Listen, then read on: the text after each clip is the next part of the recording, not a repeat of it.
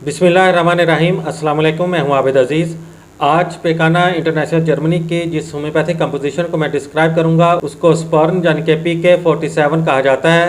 PK47 यानी कि spurn की कंपोजिशन में जो एक्टिव इंग्रेडिएंट्स का इस्तेमाल किया गया है उसमें शामिल है एसिडम arsenicum 12x, एसिडम sulphuricum 8x, हेलोनियास 12x, हाइड्रास्टस्कैन 12x, क्रियोजोटम 12x, lamina minor 12x, magnesium floor 12x और सिलेशिया 12x। स्पर्न यानी कि PK47 का इस्तेमाल हेपाटाइटिस सी और एडिसन्स डिजीज़ की दवा के तौर पर किया जाता है। PK47 यानी कि स्पर्न एड्रेनालाइन ग्लैंड के फेल को दुरुस्त करती है जो कि मुख्तलिफ किस्म के हार्मोन्स मसलन कार्टिसोल, कार्टिकोस्टेरोन और एड्रेनालाइन पैदा करते हैं।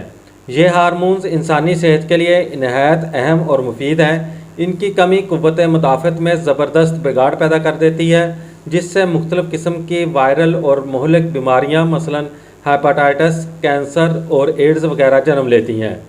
PK47 यानी कि स्पर्न हर किस्म की सोजश और कैंसर के लिए नहायत मुफीद दवा के तौर पर जानी जाती है। वज़न का कम हो जाना, भूख का ख़त्म हो जाना और हर वक्त थके थके रहना, ये अलामात हेपाटाइटिस, कैंसर और एडिसन डिजीज़ की मुश्तरका अलामात हैं।